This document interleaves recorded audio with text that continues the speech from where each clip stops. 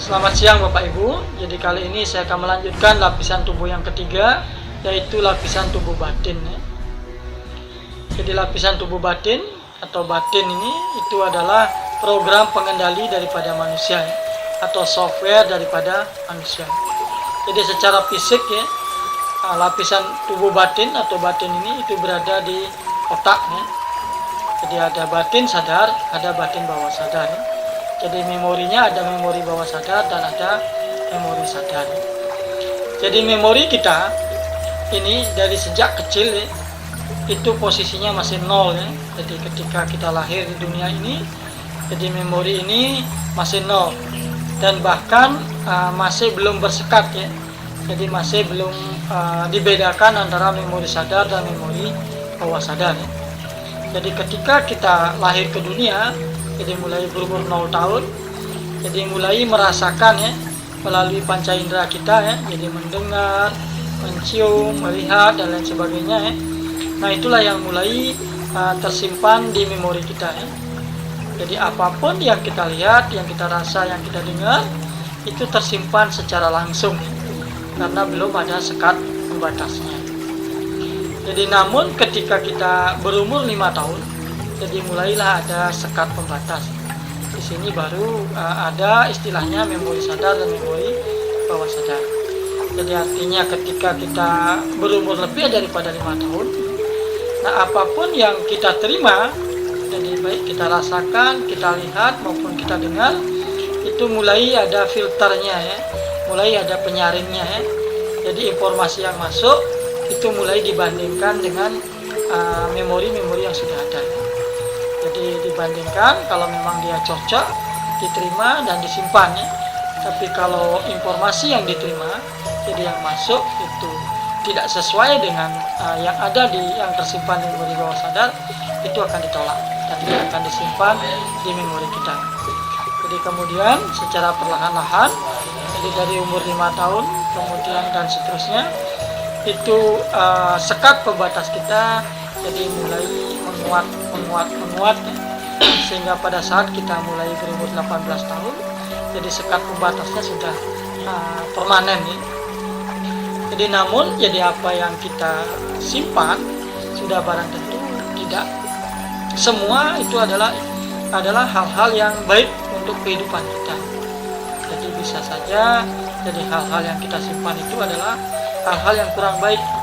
Jadi misalnya kita pernah mengalami kejadian-kejadian yang kurang mengenakan Jadi kejadian yang membuat kita takut, kejadian yang membuat kita cemas, kejadian yang membuat kita marah dan lain sebagainya. Itu tidak menutup kemungkinan juga tersimpan dalam tubuh kita.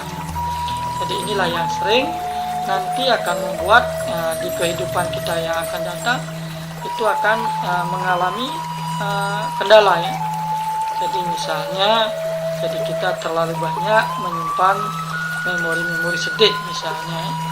Jadi ketika di memori kita terlalu banyak kita menyimpan memori sedih, jadi ketika kita berumur mungkin 35 tahun atau 40 tahun, jadi sudah terlalu banyaknya memori sedih. Jadi memori itu akan muncul di permukaannya. Jadi sehingga tanpa kita sadari, jadi dalam situasi yang semestinya kita tidak sedih, itu akan membuat kita muncul menjadi sedih. Dan begitu juga memori-memori yang lain Jadi artinya dalam kehidupan kita itu selalu nanti akan berpedoman pada memori yang tersimpan di memori bawah sadar kita. Nah mungkin untuk lebih jelasnya mungkin bisa saya andaikan bahwa memori bawah sadar itu adalah eksternal memori. Kalau dalam komputer itu adalah hard disknya, sedangkan memori sadar itu adalah internal memorinya atau RAM-nya. Jadi artinya apapun yang ingin kita lakukan, jadi kalau dalam komputer program apapun yang ingin kita jalankan, jadi RAM selalu memanggil ke hard disk Jadi ketika program itu ada, kemudian diambil dari hard disk, kemudian dieksekusi di RAM memorinya, jadi dikerjakan di sana. Jadi begitu juga dengan manusia Jadi apapun yang ingin dilakukan di dalam batin sadarnya itu dia selalu mengambil lagi ke memori bawah sadar. Jadi artinya dia mengambil apa yang disimpan di memori bawah sadar tentang kejadian yang akan dihadapi seperti itu. Jadi ketika itu ada di memori bawah sadar, kemudian dieksekusinya, dilaksanakannya itu di memori sadar seperti itu.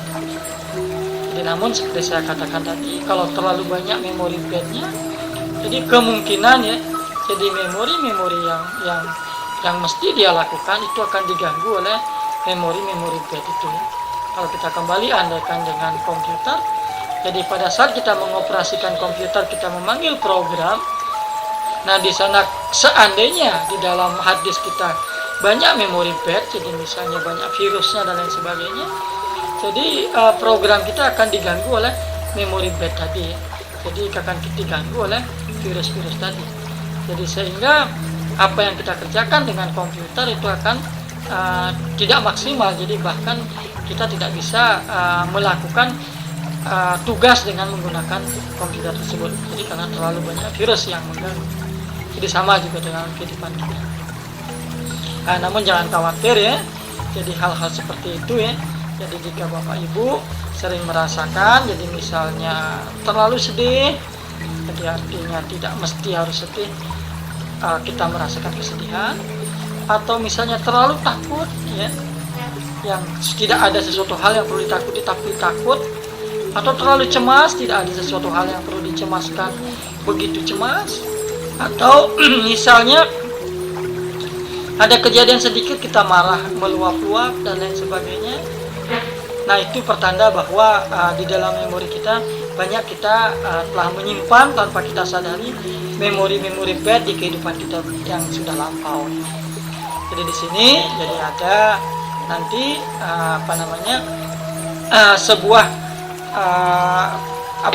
sebuah pengobatan ya, itu adalah terapi ya. Dari terapi namanya terapi hipnosis ya, atau sering disebut dengan hipnoterapi.